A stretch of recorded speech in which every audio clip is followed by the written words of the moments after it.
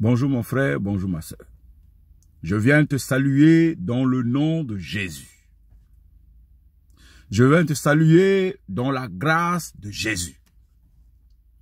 Ce matin, nous sommes 13 août, mercredi 13 août. Nous sommes mercredi 14 août, pardon, et le 15 août, c'est demain. Excuse-moi d'être un peu décalé d'un jour. C'est parce que parfois, tu passes des moments sans dormir et tu penses que nous sommes encore le même jour. Mais ce que je viens t'annoncer aujourd'hui, c'est une bonne nouvelle. Je viens t'annoncer une bonne nouvelle. Je viens t'annoncer une bonne nouvelle parce que beaucoup d'églises, beaucoup de chrétiens, beaucoup d'hommes sur la terre ne connaissent pas la différence entre un païen, entre un chrétien, entre un juif.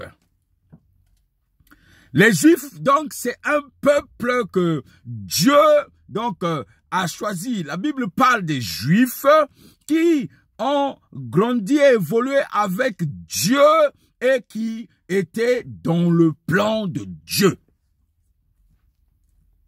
Et ce peuple-là avait reçu donc la grâce pour que tout l'héritage vienne s'installer en ce peuple tant qu'ils obéissaient à Dieu. Donc il y avait les Juifs et Pierre était juif. Et Pierre, en tant que juif, était un pécheur. Il avait hérité de l'entreprise artisanale de sa famille. Dans la contrée, Pierre, donc, on peut considérer qu'il avait les moyens. Et vous allez comprendre plus tard que Pierre va s'associer avec Jacques et Jean pour leur emmener dans la dimension du commerce, dans la dimension de la multiplication des moyens. Des fois, il arrive que tu découvres qu'une entreprise marche. Des fois, il arrive que tu découvres qu'une chose marche, mais tu veux rester seul à impacter ta contrée par la richesse qui est éphémère. Parce que toute richesse qui ne se déploie pas est une richesse qui va s'éteindre une fois que tu es mort. Or, la Bible dit que tu dois donner l'héritage à tes enfants et à tes petits-fils. À quoi bon avoir eu une entreprise, avoir régné seul et être mort et l'entreprise est morte. J'ai connu des hommes dans la ville de Pointe-Noire qui avaient des hôtels, qui avaient des moyens. Quand il a disparu, les petits-fils n'ont pas bénéficié de son héritage. Et donc, Pierre qui avait reçu l'église, Jésus avait établi l'église sur lui. Il avait établi l'église sur lui.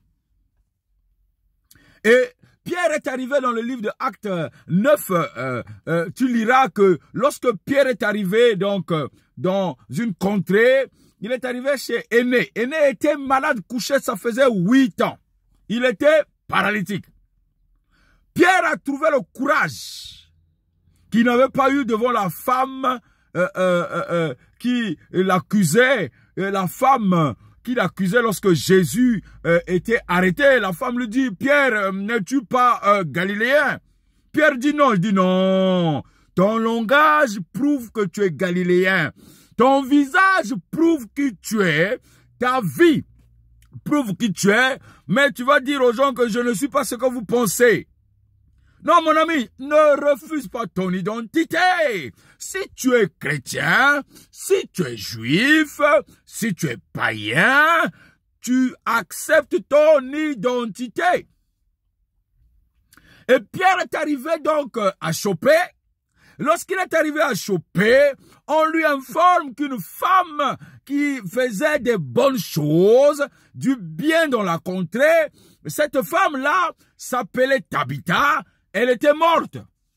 Mon ami, lorsque tu fais du bien dans ta contrée, lorsque tu apportes la bonne nouvelle, et que tu viennes avoir un manque, tu viens d'avoir un problème, mon ami, écoute-moi très bien. La population va vouloir t'aider, c'est parce que on te fait un retour de ce que tu as donné. Je vois des gens qui viennent à l'église, qui veulent se contenter de ce qu'ils voient et ils partent. Non, la prédication était bonne. Non, les chants étaient excellents. L'église est propre et l'église brille.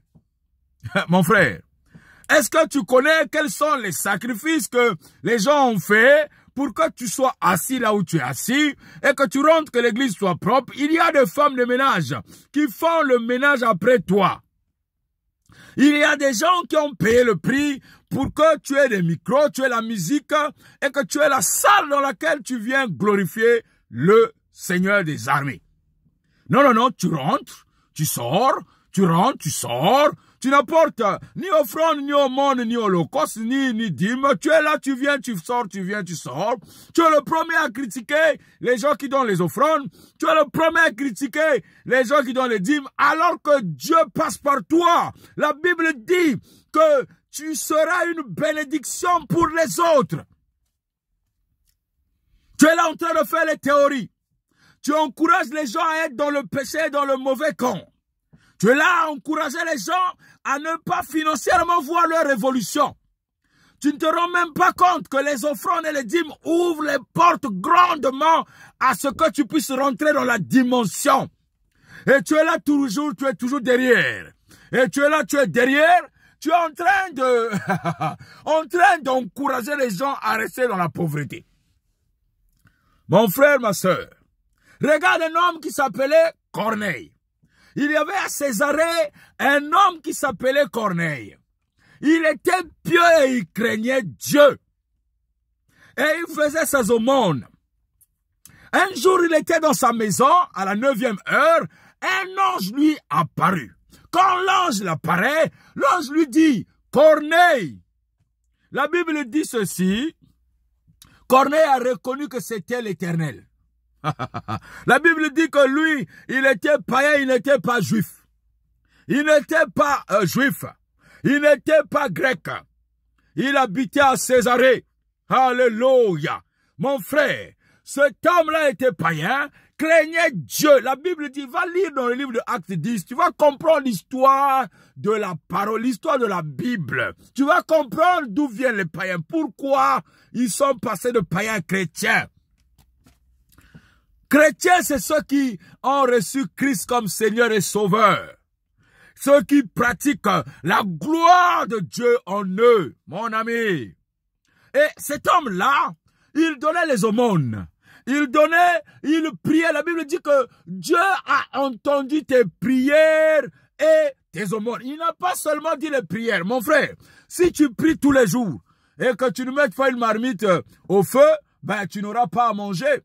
Si tu pries tous les jours et que tu restes, à moins que le Saint-Esprit ait parlé sur ta femme, à moins que le Saint-Esprit ait parlé, mais Jésus ne reviendra plus, Jésus est déjà passé par Marie. Tu vas épouser une femme, tu vas être avec une femme dans la chambre, tu commences à lui dire, bon, on se regarde et on attend les enfants. Tu n'as déposé aucune sémence. Tu n'as rien fait et tu veux que l'enfant vienne. Et tu traites, mais la femme là est stérile. La femme là ne met pas au monde. La femme là, mais tu traites la femme, mais la personne qui dépose la sémence, c'est toi. La personne qui dépose la sémence, c'est toi. Si dans ta sémence, il y a manque de vitesse, c'est toi. Il faut une certaine vitesse pour aller accrocher la sémence de la femme. Mon frère, si tu ne fais pas d'aumône, tu ne fais pas de sacrifice, tu n'obéis pas à ce que Dieu dit, la loi de semer et de récolter ne pourra jamais agir en toi. Quelle que soit la pluie qui va tomber, là où tu n'as pas planté de sémence, une sémence ne peut pas pousser. Si la pluie tombe sur les carreaux, rien ne va pousser. La pluie tombe sur le goudron, rien ne va pousser. Il te faut une sémence.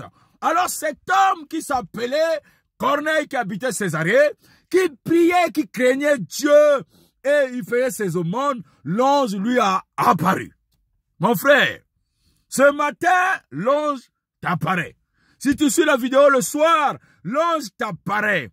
Si tu crains Dieu, on dit craindre Dieu. La Bible dit, voici l'œil de l'Éternel est sur ceux qui le craignent. Voici, l'œil de l'Éternel est sur ceux qui le craignent. L'œil de l'Éternel est sur ceux qui le craignent. Et ceux qui ont l'espoir en sa bonté. Ceux qui ont l'espoir en sa bonté, mon frère. Là, pourquoi? Parce qu'il va venir t'arracher lorsque ton âme est morte. Et il va te faire vivre même dans la famine. L'œil de l'Éternel est sur ceux qui le craignent. Corneille craignait Dieu. Corneille faisait les offrandes. Corneille faisait tout avec sa maison. Et quand l'ange est venu, il a dit, il faut que tu envoies des hommes à choper. Là où se trouve Pierre. Il est dans la maison de Simon le Corroyeur. Simon le Corroyeur vivait près de la mer. Mon frère, quand tu vis près de la mer, ça veut dire que tu as les moyens. Tu ne peux pas décider d'aller vivre près de la mer si tu sais que ta maison va partir par la rouille. Tu as dû mettre des moyens dans cette maison. Aujourd'hui, tu dis, oui, pourquoi bâtir des maisons? Oui, pourquoi avoir de belles voitures? Oui, tu es en train de critiquer ceux qui ont percé parce que toi, tu n'arrives pas à percer. Et au lieu de chercher les techniques, au lieu de chercher le secret, dans ce qu'il faut percer, comment percer sur cette terre? Tu es là à critiquer. Tu viens à l'église, tu dis non, nous tous on vient à l'église. Oh non, non, non, le luxe, c'est pas pour les enfants de Dieu. Mon ami, va lire le livre d'Apocalypse. Tu vas voir de quoi est composé le trône et le royaume de Dieu. Quelles sont les pierres rares qui n'existent même pas aujourd'hui? Les pierres, les chrysolites, l'émeraude et toutes ces pierres-là, les cristals, il n'y a pas ces pierres-là encore aujourd'hui, les sardonytes, il n'y en a pas. Mais pourquoi tu passes ton temps à être derrière? Pourquoi tu passes ton temps à critiquer et à être médiocre? Tu es médiocre dans les prières, tu ne pries pas. Tu es médiocre dans les investissements. Tu es médiocre sur la terre. Tu es médiocre avec les hommes, tu es médiocre partout. La Bible dit que dans la parabole des talents, Matthieu chapitre 25, tu vas lire tout ce qui est parabole là-dedans. Il y a la parabole des vierges, la parabole des talents, la parabole des mines, dans le livre de Luc 18. Mon frère, lorsque donc cet homme qui était un grand homme a donné les paraboles, il en a donné 5 à l'un, 3 à d'autres et 1 à un autre. 2, pardon. Et lorsque la Bible dit que quand il est revenu de voyage, celui qui avait multiplié a couru. Mon frère, quand tu as fait une bonne chose, tu as besoin qu'on te voie, tu as besoin que ton chef t'apprécie. Si tu es salarié, tu es fonctionnaire, tu es homme d'affaires, quand tu as fait une bonne action, tu as besoin que les gens, tu as besoin que tes responsables puissent te voir. C'est pour ça que cet homme qui avait multiplié 5 talents a couru. Celui qui avait multiplié 1 talent n'a pas couru. Il reconnaissait qu'il est fainéant, il n'a rien fait. La Bible dit que lorsque celui qui avait 2 talents aussi a couru, et Dieu a donc augmenté leur sémence, a augmenté leur avoir. Celui qui avait reçu 1 talent,